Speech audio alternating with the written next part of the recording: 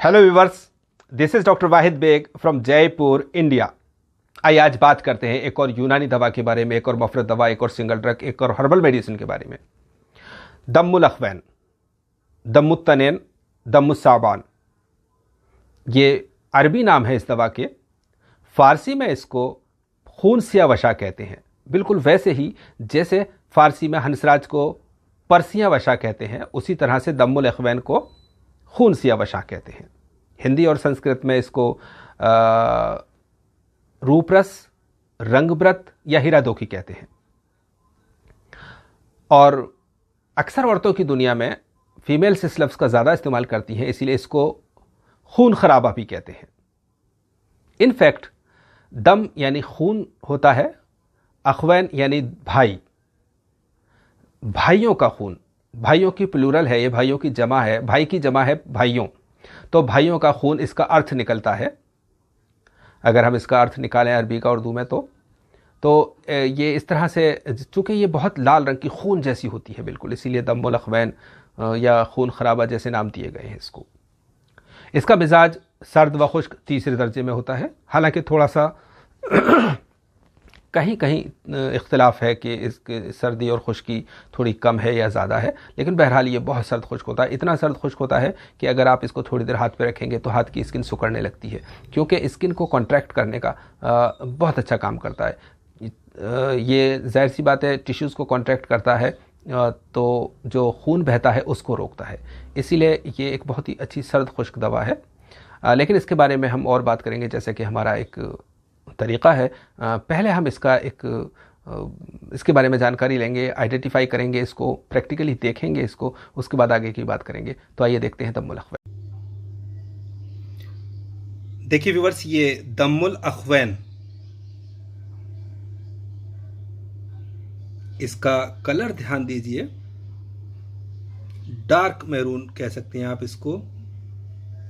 और एक ख़ास निशानी ये है कि ये ऊपर से शाइन करता रहता है। सारा इसकी पार्ट्स, जिन हिस्सों के शाइन नहीं कर रहे हैं उनको भी अगर थोड़ा सा किसी चीज़ से मसला जाए, साफ़ किया जाए तो शाइन करने लगते हैं। मिसाल के तौर पे चलिए हम एक ये पीस लेते हैं, इसको शाइन करते हैं, देखिए ये भी शाइन करने लग गया है। तो ये इसकी एक ख़ास निशानी है नकली से असली को पहचानने के लिए कि इस पर शाइनिंग होती है, पहली बात तो। और अगर इसकी डस्ट की वजह से शाइनिंग नहीं हो तो आप हाथ से या कपड़े से साफ़ करेंगे तो ये शाइन करने लगेगा। तो ये दम्मुल अखवैन। और आइए अब हम इसकी जगह जो नकली चलता है वो भी देखते हैं।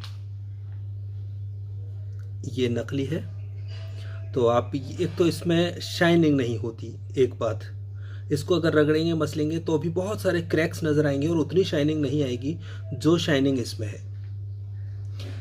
तोड़ने में दोनों ही हल्की तरह से टूट जाते हैं, दोनों ही पानी में घुलते नहीं हैं, लेकिन फिर भी आप पानी में घोलने के बाद एक नज़र मार सकते हैं। ये असली वाला है, इस पर काला दिख रहा है, डार्कनेस दिख रही है, और ये डुप्लीकेट वाला है। तो इसका पानी में नहीं घुला है, लेकिन इतने बारीक जर्रे हो गए हैं कि पानी हल्का सा मैरून दिख रहा है। तो इस तरह से हम यूँ देख सकते हैं कि दोनों में डिफरेंस नज़र आता है। इसी तरह से एक नज़र हम दोनों को भी देख सकते हैं। तो दम्मुल अखवैन एक बहुत ही इंपॉर्टेंट मेडिसिन है, इसलिए ख़ास ध्यान दिया जाए कि ये असली ही होनी चाहिए, कॉस्टली भी बहुत है। तो ये दम्मुल अखवैन। तो डियर यूनानी फिजिशियंस, अभी आपने देखा दम्मुल अखवैन।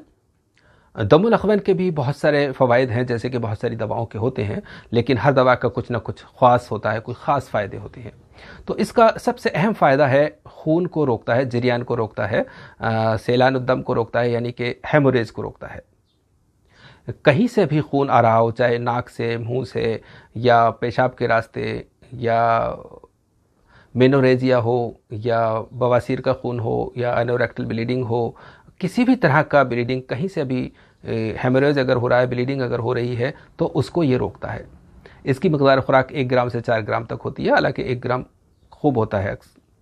और इसके अलावा इसको अगर फिशर, एनल फिशर है, शिकाकुल मिक़द, तो वहाँ पर भी अगर इसको लगाया जाता है, ख़ास तौर से थोड़ा सा रोगन ज़ैतून, मिसाल के तौर पे हम ये मान लेते हैं कि 25 ml रोगन ज़ैतून और 25 ग्राम गोंद और 10 ग्राम इसको गर्म करने के बाद, उनको तो गर्म करने के बाद इसको डाल लिया जाए तो ये एक मलहम जैसा बन जाएगा, और उसको अगर शिकाकुल मुवक्कद पे लगाया जाए तो उसको बहुत जल्दी से भर देता है, सही कर देता है। यहाँ तक कि प्रोलैप्स ऑफ एनस जो होती है, जो जिसको कद निकलना कहते हैं या कांच निकलना भी कहते हैं, वहाँ पर भी अगर कांच निकलती है और उस पर इसको लगाया जाए और फिर अंदर कर दिया जाए तो ये उसको इतना कंस्ट्रिक्ट और टाइट कर देती है कि उसमें भी फ़ायदा देती है ये।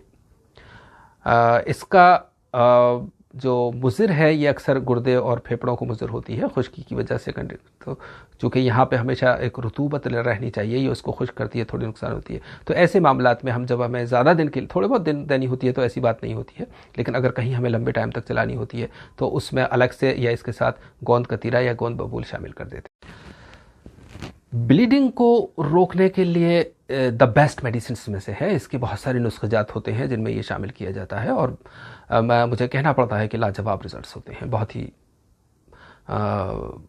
बेहतरीन रिज़ल्ट्स होते हैं। और इसके अलावा ये जो जिगर और मैदे की गर्मी होती है जिसकी वजह से वो हरारत आगे बढ़कर जो पेप्टिक अल्सर पैदा कर देती है, वहाँ पर भी इसका बड़ा अच्छा फ़ायदा है। वहाँ पर भी इसको आप तन्हा भी दे सकते हैं और दूसरी दवाओं के साथ भी दे सकते हैं। तो इस तरह से ये जो अच्छा अंदरूनी ज़ख़म ही नहीं, बाहर भी अगर कोई पुराना ज़ख़म है या बहुत गहरा ताज़ा ज़ख़म है तो इसको बिल्कुल बारीक पीस कर और वहाँ बुरका जा सकता है, तो वहाँ बहुत जल्दी खुश्की लाता है ये। इस तरह से ये यूँ समझ लीजिए कि खून को रोकने के लिए एक बेहतरीन दवा है, बहुत ही मिरेकुलस दवा है ये इस तरह के केसेस के लिए, चाहे वो खून कहीं से भी आ रहा हो। हालांकि मैं कहना चाहूँगा कि ब्लीडिंग कहीं से भी होने का मतलब बहुत सीरियस भी हो सकता है, इसलिए इस बात को ध्यान दें। ये सब कुछ करने से पहले यही वजह है कि एक एक्सपर्ट तबीब को इस बात पे भी नज़र रखनी चाहिए कि ये ब्लीडिंग आखिरकार हो क्यों रही है। अगर ब्लीडिंग की कोई ऐसी वजह है जहाँ की ब्लड रोकने से परेशानी हो सकती है तो जो भी उसका बेसिक उसूल इलाज है, जो ट्रीटमेंट है वो किया जाए। ये नहीं कि हर तरह के खून में हर बार दिए जाए। नो डाउट ये बेहतरीन दवा को रोकने वाली, खून को रोकने वाली दवा है, लेकिन इसका इस तरह से इस्तेमाल बहुत ही सोच समझ के कॉशियसली किया जाए। तो डियर यूनानी फिजिशियंस, ये सब था दम्मुल अखवैन के बारे में। अल्लाह हाफ़िज़।